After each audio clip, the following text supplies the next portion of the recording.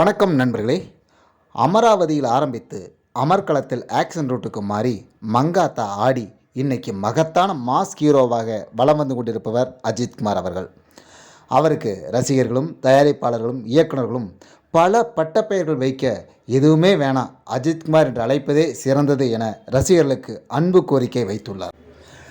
அஜித்குமாருடன் ஒரு படம் பணியாற்றிவிட மாட்டோமா என்று இயங்கும் இயக்குநர்களுக்கு மத்தியில் அவரை வைத்து ஒன்றுக்கு மேற்பட்ட படங்களை இயக்கிய இயக்குநர்கள் பற்றித்தான் இந்த தொகுப்பில் பார்க்க போகிறோம். அமராவதி படத்தில் அஜித்குமாரை அறிமுகம் செய்தவர் இயக்குனர் செல்வா அவர்கள். அவர்களுக்கு அடுத்த படம் இல்லை. அதேபோல் ஆசை படத்தின் மூலம் அஜித்குமாருக்கு அடித்தளம் அமைத்து கொடுத்தவர் வசந்த். அவருக்கும் அடுத்த படம் அவருடன் இல்லை. இப்படி நிறைய முக்கியமான இயக்குநர்களுடன் அஜித் தொடர்ந்து பணியாற்றவில்லை என்பது மிக முக்கியமான விஷயம். என்னென்னா, எல்லா ஆர்டிஸ்ட்டுக்குமே ஒரு கம்ஃபர்ட் ஜோன் அப்படின்னு ஒரு விஷயம் இருக்குது. அந்த கம்ஃபர்ட் ஜோனில் எந்த டைரக்டர் தன்னை கையாளுறாங்களோ அவங்களுக்கு தொடர்ந்து படம் கொடுப்பது அப்படிங்கிறது அஜித்குமார் மட்டும் இல்லை, அந்த காலத்தில் இருந்த எம்ஜிஆர்லேருந்து ஆரம்பித்து இன்றைக்கி வர புது புது நடிகர்கள் வரைக்கும் அந்த விஷயந்தான் இருக்குது அப்படிங்கிறது உண்மையான விஷயம். அஜித்குமார் வச்சு முதலாக 2 படங்கள் இயக்கிய இயக்குனர் அப்படின்னா எஸ் எழில் அவர்கள்தான். முதல் படம் பூவெல்லாம் உன்வாசம், ஜோதிகா அவருக்கு பேராக நடிச்சிருப்பாங்க, பட ஹிட்டு. அடுத்த படம் ராஜான்னு ஒரு படம் பண்ணார். அந்த படம் எதிர்பார்த்த அளவுக்கு வெற்றியை பெறல. அடுத்ததாக இயக்குனர் ராஜ்கபூர், அவரோட முதல் படம் அவள் வருவாளா. இந்த படம் சிம்ரன் ஹீரோயினாக பண்ணியிருப்பாங்க. தெலுங்குலது ரீமேக்கான படம். இந்த படம் ஒரு ஹிட்டு. இதுக்கு அடுத்தபடியாக ஆனந்த பூங்காற்றுன்னு ஒரு படம், ஹீரோயின் வந்து மீனா பண்ணியிருப்பாங்க. கார்த்திக் ஒரு முக்கியமான ரோலில் பண்ணியிருப்பார். இந்த படம் ஒரு ஆவரேஜ் படமாக இருந்துச்சு. இன்னொரு முக்கியமான இயக்குனர் யாருன்னா அகத்தியன். இவரோட முதல் படம் வான்மதி. இதில் அஜித்தும் சுவாதி நடிச்சிருப்பாங்க. படம் ஹிட்டு. இதைத் தொடர்ந்து அஜித்தோட மிகப்பெரிய இண்டஸ்ட்ரியல் ஹிட்டான காதல் கோட்டை படத்தோட இயக்குனரும் அகத்தியன் தான். காதல் கோட்டையில் தேவயானி நடிச்சிருப்பாங்க. படம் பெரிய ஹிட்டு. இதுக்கு அடுத்தபடியாக இயக்குனர் கே.எஸ். ரவிக்குமார் அஜித்தை வச்சு 2 படம் டைரக்ட் பண்ணியிருக்காரு. முதல் படம் வில்லன், அவருக்கு பேராக நடித்தது மீனா. இந்த படம் மிகப்பெரிய ஹிட்டாச்சு. இதைத் தொடர்ந்து அஜித் 3 வேடங்களில் முதல் முறையாக நடித்த ஒரு மிக முக்கியமான படம் வரலாறு. இந்த படம் ஒரு பெரிய ஹிட்டாக அமைஞ்சது. இதைத் தொடர்ந்து அஜித்குமாரின் 2 படங்களை தொடர்ந்து இயக்கிய இன்னொரு இயக்குனர் விஷ்ணுவர்தன். ஒரு மிக முக்கியமான படமான ரீமேக் படம் தான் ரஜினி நடித்த பில்லா படத்தோட ரீமேக்கை வந்து விஷ்ணுவர்தன் டைரக்ட் பண்ணார். அது அஜித்துக்கு மிகப்பெரிய ஹிட்டாகவும் ஒரு ஸ்டைலிஷான படமும் அமைஞ்சது. இதில் நயன்தாரா முக்கியமான ரோலில் பண்ணியிருப்பாங்க. இதுக்கு அடுத்தபடியாக விஷ்ணுவர்தன் அஜித்குமாரை வச்சு பண்ண படம் ஆரம்பம். இந்த படமும் அவர் மிகப்பெரிய ஹிட்டாக அமைஞ்சது. இதில் ஆர்யாவும் சேர்ந்து நடிச்சிருப்பார். இந்த 2 படங்களுமே அவருக்கு பெரிய ஹிட்டாக அமைஞ்சது. அஜித்குமாரை வைத்து 3 படங்கள் இயக்கிய ஒரே இயக்குனர் ஹச் வினோத் அவர்கள் தான். அவரது முதல் படம் நேர்கொண்ட பார்வை. இந்த படம் பிங்க் படத்தோட ரீமேக்கு. இந்த படம் அவருக்கு ஒரு ஹிட் படமே அமைஞ்சது.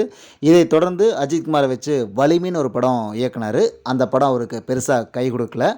அதைத் தொடர்ந்து மீண்டும் அஜித் வந்து ஹச் வினோத்துக்கு வாய்ப்பு கொடுத்தாரு. அந்த படம் துணிவு. இந்த துணிவு படம் ஒரு இண்டஸ்ட்ரியல் ஹிட்டாகவே அமைஞ்சது. இதன் மூலம் 3 படத்தில் 2 படத்தை பெரிய படங்களாக மாற்றினார் ஹச் வினோத் அவர்கள். அஜித்குமாரை வைத்து 4 படங்கள் இயக்கிய இயக்குநர்கள் வரிசையில் 2 பேர் இருக்காங்க. அதில் முதன்மையானவர் இயக்குனர் சரண் அவர்கள். இவர் அஜித்குமாரை வைத்து இயக்கிய முதல் திரைப்படம் காதல் மன்னன். இதில் மானுன்னு ஒரு ஹீரோயின் நடிச்சிருப்பாங்க. ஒரு லவ் சப்ஜெக்ட்டு. படம் பெரிய ஹிட் ஆச்சு. சாங்ஸ் எல்லாம் பெரிய லெவலில் ரீச் ஆச்சு. இதைத் தொடர்ந்து அஜித்குமாரை வச்சு அவர் அமர்க்களம்னு ஒரு ஆக்ஷன் படத்தை கொடுக்குறாரு. அந்த படமும் அஜித்குமார் ஒரு மிகப்பெரிய ஹிட் ஆகுது. இந்த படத்தில் அஜித்குமாருக்கு பேராக பண்ணினது சாலினி. இதுதான் வாழ்க்கையின் பேராகவும் மாறுச்சு. ரொம்ப முக்கியமான விஷயமா இந்த திரைப்படம் அஜித்குமாரோட வாழ்க்கையில் அமைஞ்ச படம். அது மட்டும் இல்லாமல் அவரோட ஆக்ஷன் களத்துக்கு அடித்தளம் போட்டு கொடுத்த படம் இந்த படம் தான் மிகப்பெரிய ஹிட்டாக அமைஞ்சது. இதைத் தொடர்ந்து இவர் அட்டகாசம்னு ஒரு படம் அஜித் டபுள் ஆக்ஷனில் பண்ணியிருப்பார். அந்த படமும் இவருக்கு ஒரு நல்ல பேரையே வாங்கி கொடுத்தது. அதைத் தொடர்ந்து சிவாஜி ப்ரொடக்ஷனில் அஜித் மீண்டும் இரட்டை வேடத்தில் நடிக்க அசல்னு ஒரு திரைப்படம் பண்ணார். அந்த படம் பெருசாக ஒரு கை கொடுக்கல. மொத்தத்தில் அஜித்தோட வாழ்க்கையில் மிக முக்கியமான இயக்குனராக சரண் அவர்கள் இருக்கிறார். அஜித்குமாரை வைத்து 4 படங்கள் இயக்கி தொடர்ந்து அவருடைய குட் புக்கில் இடம்பெற்றிருக்கும் இன்னொரு மிக முக்கியமான இயக்குனர் சிறுத்தை சிவா அவர்கள். இவர் ஒரு ஒளிப்பதிவாளரும் கூட. தெலுங்கில் 2 படம் டைரக்ஷன் பண்ணிவிட்டு தமிழில் சிறுத்தைன்னு ஒரு படத்தை டைரக்ட் பண்ணுறாரு. அந்த படம் ஒரு பெரிய ஹிட் ஆகுது. இதைத் தொடர்ந்து அஜித்தை வைத்து வீரம்னு ஒரு படம் டைரக்ஷன் பண்ணுறாரு.